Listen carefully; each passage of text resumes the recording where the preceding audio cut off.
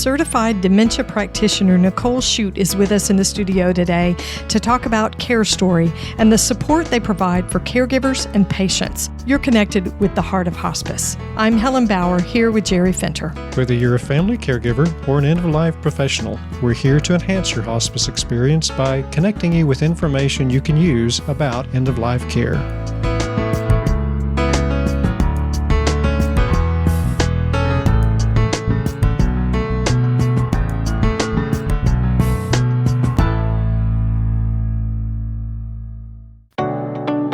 The Heart of Hospice is partnering with end-of-life educator Barbara Carnes, author of The Little Blue Book, to present a talk at the California Hospice and Palliative Care Association annual conference coming up June the 6th through the 10th in Orange, California. The conference theme is Back to the Basics at the Bedside and will feature talks on hospice eligibility, documentation, and a 2-day LNEC pre-conference. Visit calhospice.org to register. Be sure to tell them you heard about it on the Heart of Hospice podcast, and we'll see you there. This lady may be our new best friend.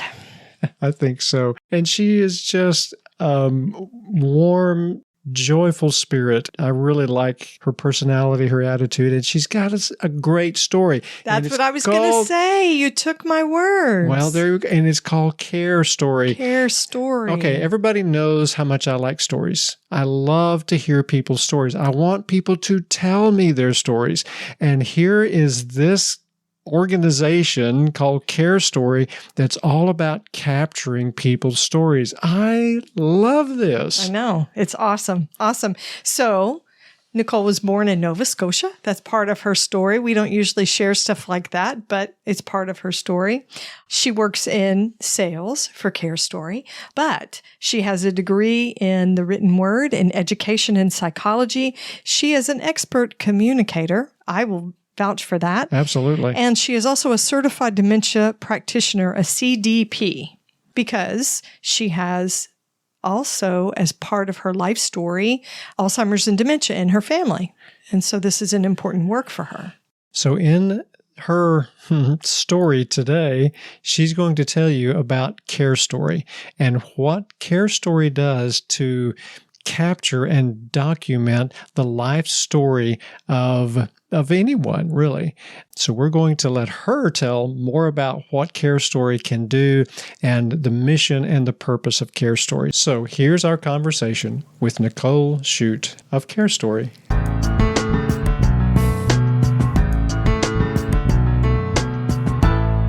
Nicole, we are so glad to have you on the Heart of Hospice podcast today. Thank you so much for having me. I'm very excited to be here. So, Nicole, you're with CareStory. So tell us more about CareStory. What is CareStory's mission, and what kind of services do you provide? I guess I could start by telling you how we kind of came about.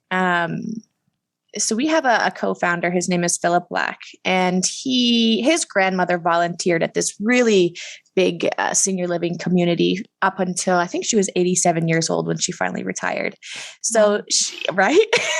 So she was she loved it. And she was known around the community as the key holder to just everyone's life stories. She knew that Mrs. Jones was a dancer and still loved to dance every Friday evening at 4:00 in the common room. She knew that Mr. Smith wanted his newspaper rolled up, not folded, 9 a.m. sharp.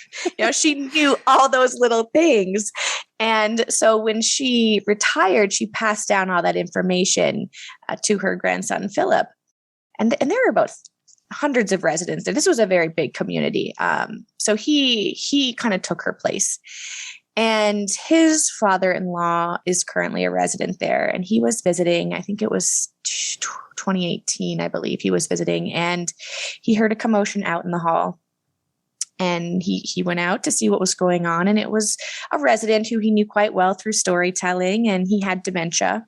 And he was going responsive, which Philip knew was probably because he was startled out of his afternoon nap.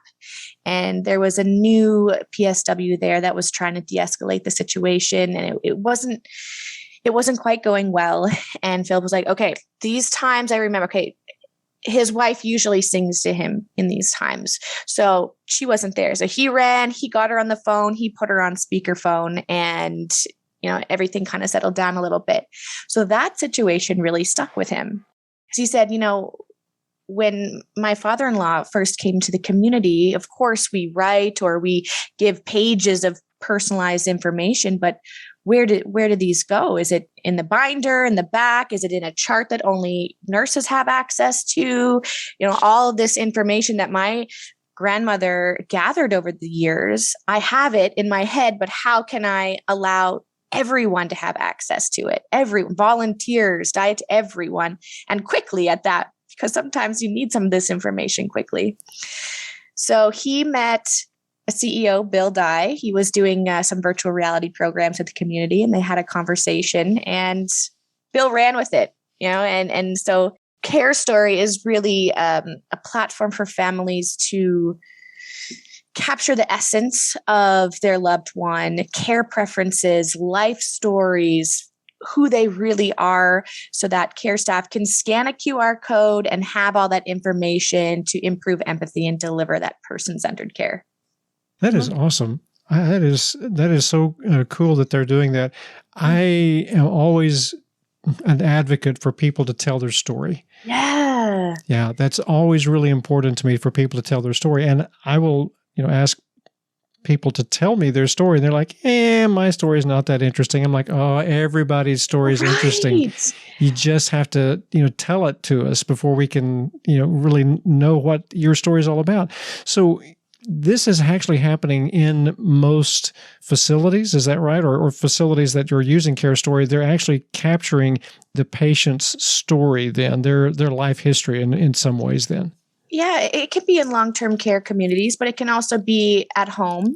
If you have staff coming into the home, care staff would be able to scan that even before they set foot in the home, and say, okay, this is who I'm going to see today. And it's care is a lot more than just that physical aspect of caring. It's emotional, it's mental, it's spiritual, it's everything together.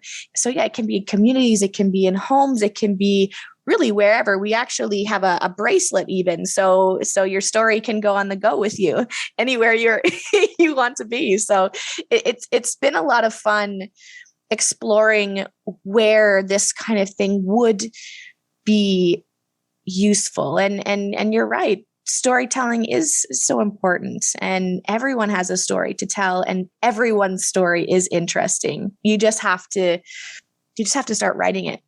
See, I like the practical part of it. Coming from the nursing background, that's terrible. I like the stories. Okay, I can honor that.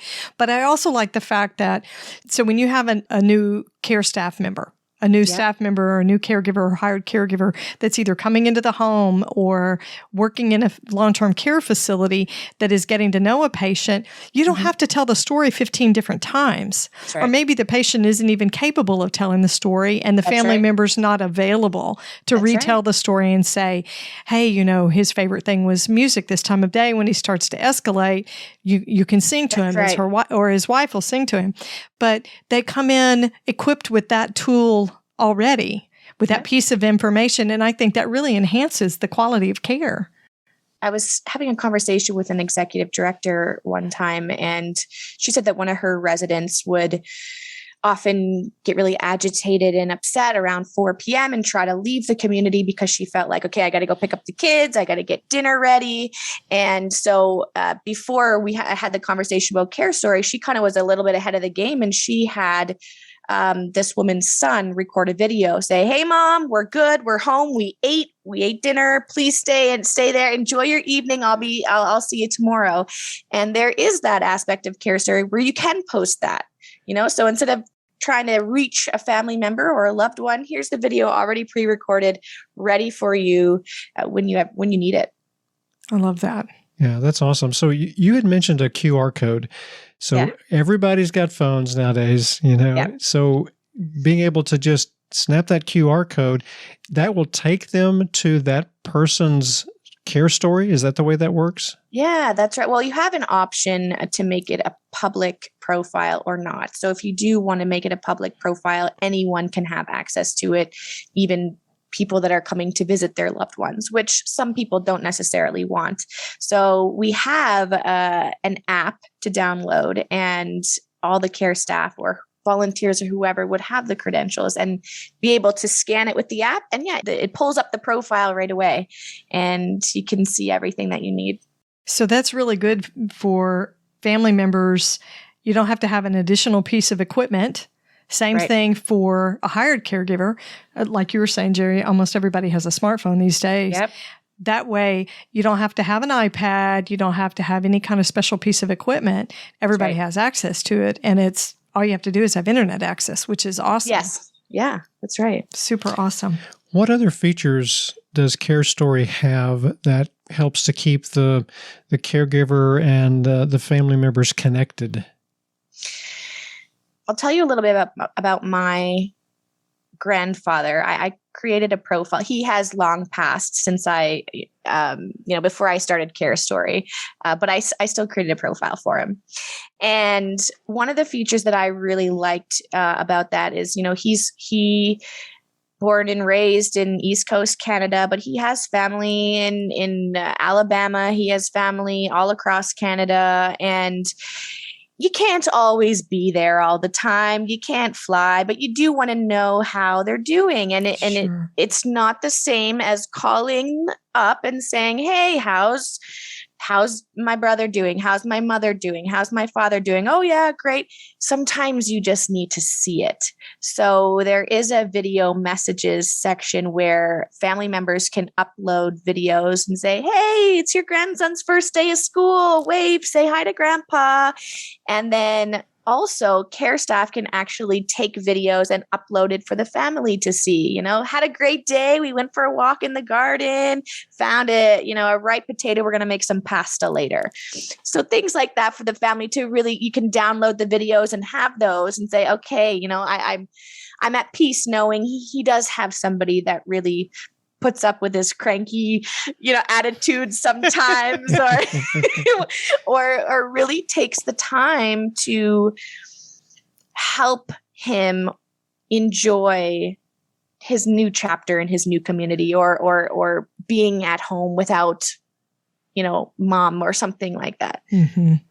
So you can download those videos? Yeah. So you can have them. So that's legacy making. Memory making. I love that. I love that you could keep it even when, like you're saying, the profile's no longer, I guess, active. Yep. You can download the videos and keep them. That's a keepsake. Yeah, absolutely. Oh. So you mentioned that you created one for your grandfather. I did, yeah. Even though he had already passed, you said that you went ahead and created one for him. So just to kind of find a place to capture his story, is that why you did it? I did. When we're a caregiver for somebody we love, I think the conversation that we don't have enough is that it can be very traumatic and it can be very, very hard. But of course, we don't voice that enough because we're not the ones being cared for. We're not the ones in pain, or we're not the ones who are sick, or we're not the ones who are frustrated. But it's a very real conversation that we need to have more often. And he was in the Navy for 37 years, I think. And his job was really cool. He was a deep sea diver, and he would volunteer going down and getting the bends on purpose, and so that he could participate in hyperbaric chamber treatments and see what's effective and all of this kind of stuff. So you can imagine, by his 70s, he was in a lot of pain. So he was quite, let's say cranky. We'll say cranky. That's a good word. Okay. It's still respectful, but it's honest. That's okay. Right. So, and he didn't want to live in a long-term care home. He wanted to stay at home. But my grandmother had passed about 10 years earlier, and he didn't feel that he needed anybody to come and see how he was doing or help him out throughout his day. And he wouldn't connect. He couldn't connect with people that were coming into his home. And when we had him in our home, he still, he didn't want to speak to anybody who was coming in. He was a little mean sometimes. And, we went through a lot of different care staff, and I feel like they saw him as just this cranky old man, my 7 o'clock, we got to go see, So sometimes it feels like that. Yeah, we've all been there.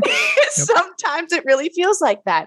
So I wanted to tell his story for my own sake. It was very therapeutic for younger me who saw all this and recognized that, yes, he was cranky, but he had a great, inspiring life. And me just telling his story to you or to anybody else I have a conversation with helps take him from this cranky old man to this man with a rich life and a rich backstory, and keeping his legacy alive in that way. That's a wonderful way to make a memory for your grandfather. I think that's awesome. Yeah. He sounds like a pistol. Oh, he's a pistol. Yeah. Yeah. Oh, that's great. So you probably had a lot of stories that you have heard about from people who've been using CareStory. Yeah. Is there any one particular one that really stands out to you as being very impactful?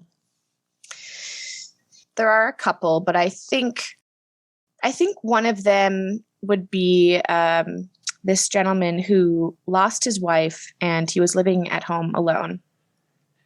And he was lonely. He was very lonely. He was very isolated. He felt like he was at a point where, okay, what do I do now? Who am I now? It's almost like when you lose a partner that you've been with for so long, it's like you forget who you were before you met them. And so he was a little lost and didn't know what to do. So he had, his family had signed him up for companion services and trying to take him to these social events. And he wasn't himself because he just didn't know who he needed to be or who he was. So the family decided to try CareStory, and just hearing their stories about how he lit up sharing things about his life that even his own children didn't know, and helping them build his profile, say, no, that was in 19, and like just kind of saying bringing back all these memories. And it's more than just allowing care staff to see, it's almost reminding yourself, what you've accomplished and who you are and your purpose on this life. And he really found his purpose, and he picked up some of the old hobbies. He's like, oh yeah, I did used to do this, okay, maybe I will try it again. And it just, senior isolation and loneliness is such a huge problem that is so difficult to prevent. I think we're all going to be lonely and feel isolated at least one point in our lives. And I think a lot of that has to do with purpose. So yeah, he found his purpose, and he was able to really start his next journey as a single man and ready to take up some of these old hobbies and tell people who he is and some of his goals that he has for the next couple of years. So it was really nice to hear him and see his excitement and his glow. And of course, which trickles down to his family, and seeing him like that it was really nice. It was very heartwarming. That's what we do in hospice. This is life review is what we call it. It's basically engaging with a patient and a caregiver to, I guess, facilitate, to draw out those stories. Yeah. And it's basically a chance for them to look back and say, this is what I did. This is who I loved. This is where I went. Yeah. All of those things. So in a way, that mirrors exactly what we do in hospice. Yeah. That's pretty cool. We want to tell you about the upcoming California Hospice and Palliative Care Association annual conference. The conference features a 2-day pre-conference on LNEC communication, followed by talks on leadership, quality at the bedside, and hospice length of stay. Attendees will hear speakers from NGS, CHAP, and the California Nurses Association. Jerry and I are thrilled to be partnering with end-of-life educator Barbara Carnes from BK Books to talk about getting back to end-of-life basics. The LNEC pre-conference will be held on Monday and Tuesday, June 6th and 7th, followed by the annual conference on June 8th through the 10th. This is a great educational opportunity, as well as a chance to connect with hospice vendors and other hospice and palliative care professionals. Register early at calhospice.org to secure your spot at the conference, and be sure to say you heard about it on the Heart of Hospice podcast.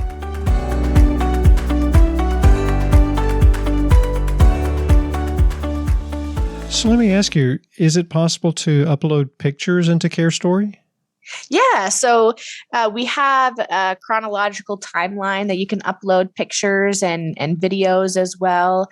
I certainly see the benefit of even uploading almost like photo albums where people can kind of scroll through. That's not something that we're still in development. I mean, we're relatively new ourselves, but you can upload pictures currently, and there's options for bigger amounts of pictures, not just in terms of your life story, but also, just to show the family events or even past pictures, things like that. Yes, we do have pictures that you can upload, profile pictures for one. You can also add them to this timeline of chronological formatting for who they were and their life story. And also there's a space to upload for memories and keeping family members up to date with the daily activities, whether it be in a community or if you're doing something at home. I have seen, I guess it was your grandfather's profile. It was. That you built for him. I loved his CareStory. So like the milestones, the life milestones that you did, and I'm going from memory, so forgive me if I don't get the details right, but so a picture of your grandfather with his wife, didn't they dance? They did. He actually met her at a high school dance. Yes. My grandmother loved to dance. She loved wearing these stiletto shoes and bright lipstick. And she was at that dance every Friday night. And he met her there. She was actually dating somebody else, apparently. But anyway. There's a story there. There is. But they fell in love. And since they met, they were inseparable. But I have that picture uploaded of them older, standing on the balcony of the house that they built together. I remember that. And it had the year, and then there's a little place to talk about the story. This is, Bill with his wife, and this is what they used to do. And it was so sweet. I remember that. Yeah. Do you remember the picture of him sewing as well? Yes. He was a sewer. You wouldn't think. Actually, he wanted to take his pilot license just for fun. And they found a large tumor behind his heart in his physical. So he had to have it removed, and he was off work 3 months. And my grandmother was like, "Doug, will you fix this sewing machine? It's not working." So he fixes it, and he's like, let me try, make sure it works. And it did. And he was really good at it, and he loved it. So he did all the family sewing from then on out. That's hilarious. But see, that's a really unique thing about him. And so if a caregiver would come in and be able to look at that kind of stuff and really put a personality in a life. Yes. Jerry and I have said this so many times on the podcast, talking to hospice professionals, we have a tendency to come in and think, this is it. We are here to save the day, and we got everything here. The fact of the matter is, these people have done a lot of living. Yeah. They've had a lot of life experiences and stories that they have created and legacy that they've created before we ever meet them. Yeah. So for them to be able to say, he was a deep sea diver, and here's what he did, and he got the bends, and he was involved in testing the hyperbaric chambers, and here he is with his wife when they were younger, and here he is sewing that he took up, and that's something so unique, more than just, well, he was diagnosed with dementia 3 years ago. And then a couple of years ago, he was diagnosed with congestive heart failure. Yes. It's so much more than just a set of medical words, a set of diagnoses and some prognostication.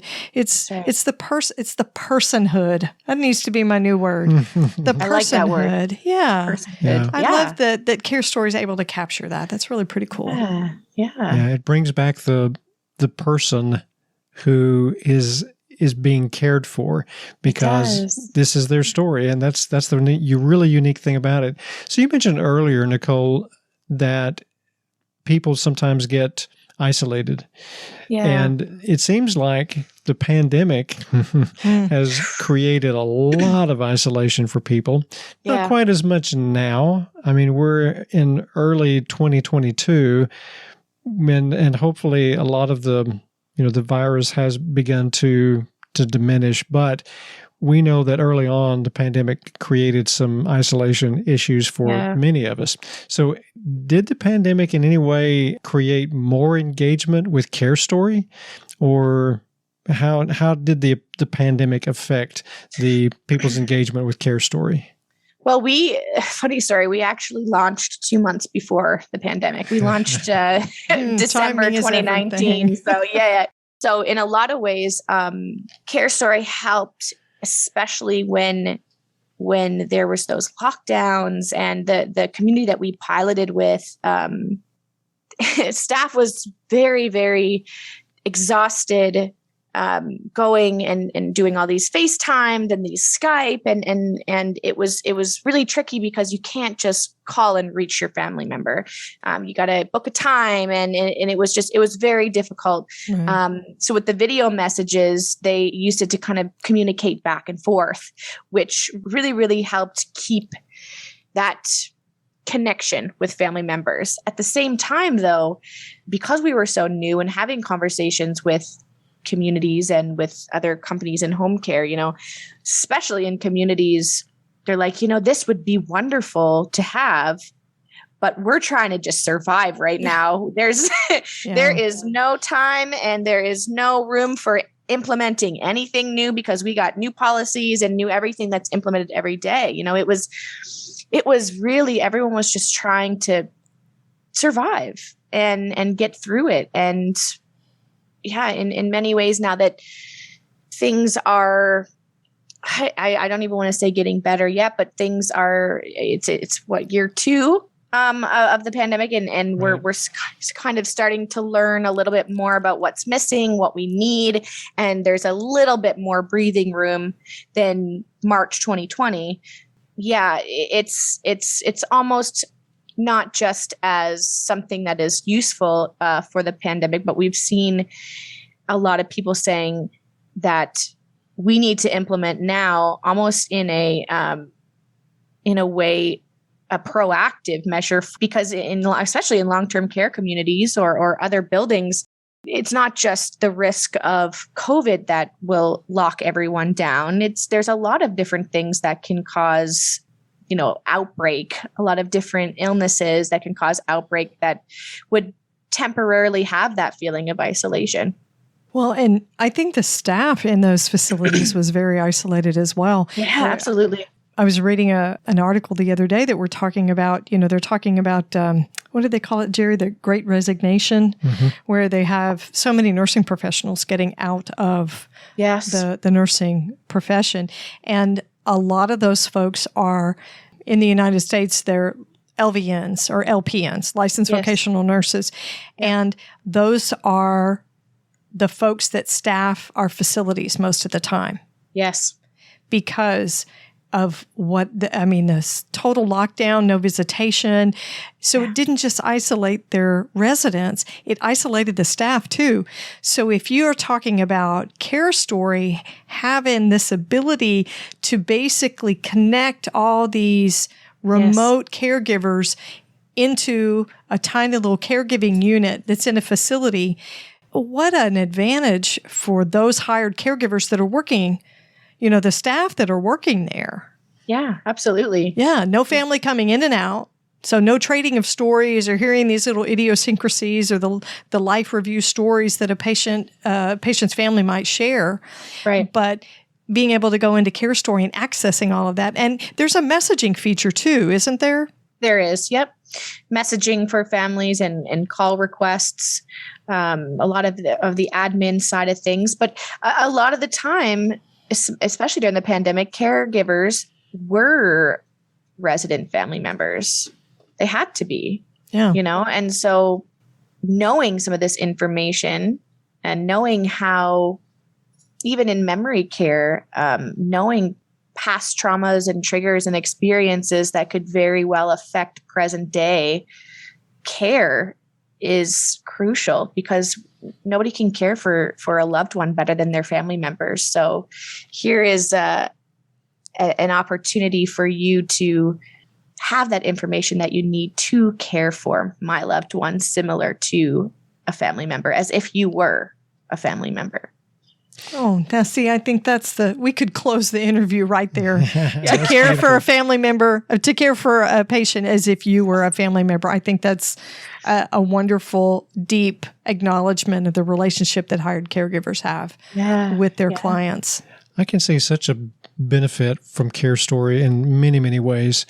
One that just came to my mind is regarding how hospice professionals can use CareStory to make those connections that they need to make with the patient, especially if the patient has Alzheimer's or dementia. So yes. One of the difficult things that my team, and I work with chaplains, one of the difficulties that my team has is going into a patient who has Alzheimer's and dementia and trying to make a connection with them, which is very difficult to do. Yep. What I tell them to do is to find out the patient's background, find out who this person was before they had dementia and Alzheimer's, because then they can use that information to make those connections that they need to make. So CareStory would be a great benefit for those professionals, hospice professionals, who really need to know that story of their patient. What a beautiful way to bring out this person's life review and hear their story. I love this. I just love this idea. Now, Nicole, you've had a personal caregiving experience. Yes. So tell us what advice you would give to other caregivers, because caregiving is a difficult job. What advice would you give to other caregivers? I think just two words that we like to talk about but don't necessarily do enough is self-care. And self-care does not just look like having a bubble bath and a glass of wine. Self-care can also mean shoving your face into a pillow and screaming and crying until you just can't anymore. I did not coach her to say any of this, but this is what I say. Absolutely. Self-care can look like a lot of different things, and it does not have to make sense to anybody, because it's not about anybody else. It's about self. It's about you. So I think sometimes you have to step away. Sometimes you have to curse and swear. Sometimes it's okay to get angry, because if you don't, then it's going to sit there. And that's what you're going to bring with you every day. And it's going to end up hurting you. Keeping it in is going to end up hurting you, not helping you. So get it out. Write angrily in a journal or color a really ugly picture. Whatever you need to do, just whatever you need to do to get that out, because it is hard. And of course, then you get angry and then you feel guilty. And it's a lot of emotions that are behind caregiving. Even if you're not a family member, there's so much emotion. So get that energy out, get it moving, draw, paint.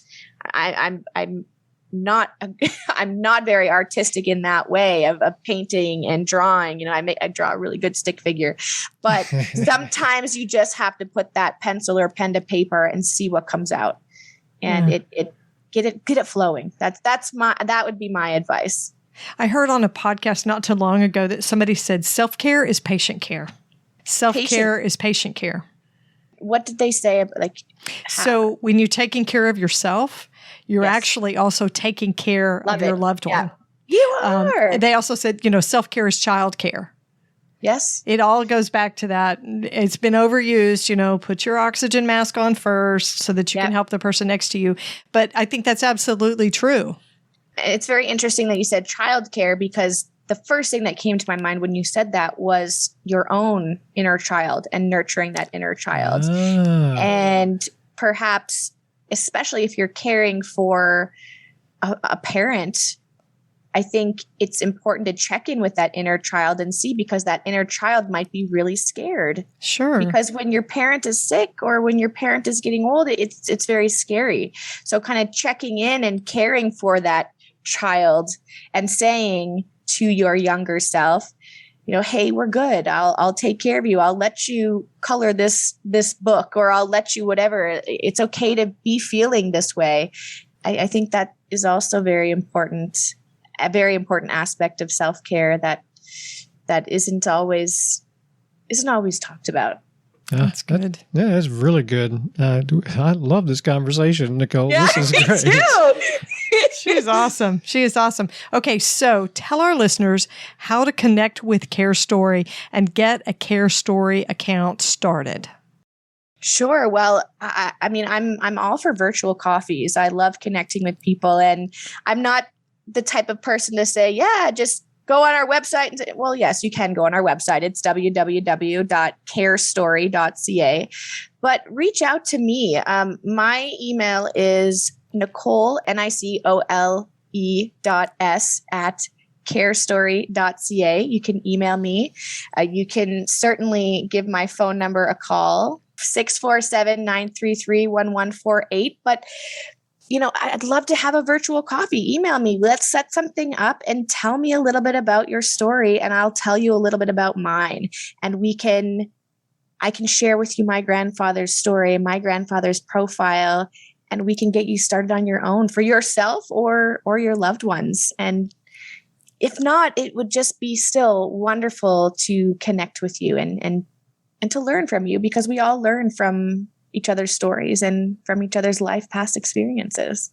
I would highly recommend that they get in touch with you, because that's how you and I met. That's what we did. It is. We sat down, and I think I had a cup of tea, and and we chatted, and you talked about your grandfather, and then I talked about my mom. So I'll put links to everything in the show notes, so our listeners can go straight to it and connect with you and see the CareStory website. It's really awesome.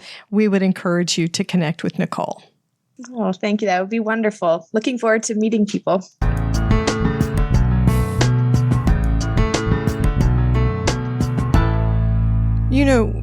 I think sometimes we're going to have to just bring people on to be part of the podcasting team.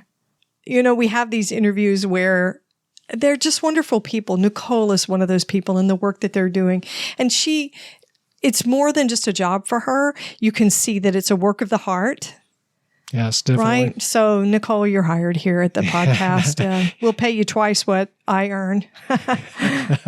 Yeah, we won't go there. Yeah, don't leave your day job. But just wonderful ways of capturing these legacies. It's meaning making. It's what David Kessler talks about in the 6th stage of grief. It's making meaning, finding meaning, leaving a legacy, telling those stories. Yeah. I mentioned during our conversation with Nicole about my dad. He's 94 years old, and he's a storyteller. Mm-hmm. He loves to tell the stories about his life, and he's got some interesting, funny, sad stories, all of them, but he loves to tell those stories. And there's got to be a way to capture all of that for his grandkids and great-grandkids and, all the way down, who knows how many generations will go by who can still hear the stories of their great-great-great-grandfather. And isn't it cool that on CareStory, it's not just that you're capturing the stories, because stories have been passed down from generation to generation by word of mouth for centuries, right? But on CareStory, you can capture with their their image, their voice. You can do the videos, and then other people in your family in the either private or public, however you choose to do it, can download those videos and keep them. So I talked about my mom too, right? She's 89, and she does have a tendency to tell these outrageous stories that my brother and sister and I have never heard. And of course, she usually does it when we're all together and her grandkids get to hear these stories, and my siblings and I were like, oh my gosh, what is she saying? We never knew this happened. And there's a disclaimer. It's not our fault that your grandmother's crazy, like most good grandmothers do. But the fact that they could hear it from her, or that we would have it recorded, and they could keep it. It's a keepsake, and say to their kids, my grandmother was a cut up. You should have heard the stuff that we said. Here, I'll play you a video. This was when she was in her 90s and she was telling us things she did in college or how she grew up way down in South Texas. But it's her, a picture of her. And then you can say, look, her hands look just like your grandmother. Things like that are so important for legacy making. Yeah, absolutely. So if you want to know more about CareStory, you can go to their website at carestory.ca, and you'll have all the information that you want right there at your fingertips. So go to carestory.ca. Thanks for listening to The Heart of Hospice. I'm Helen Bauer here with Jerry Fenter. Because we know your hospice journey is 24/7, you can always find us at theheartofhospice.com. Subscribe to the podcast wherever you're listening, and please take a minute to leave a rating or a review on Apple Podcasts. And to connect with us, all you need to do is just send us an email at host@theheartofhospice.com. You can also find us on social media. And remember, no matter who you are or where you are in your hospice journey, you are the heart of hospice.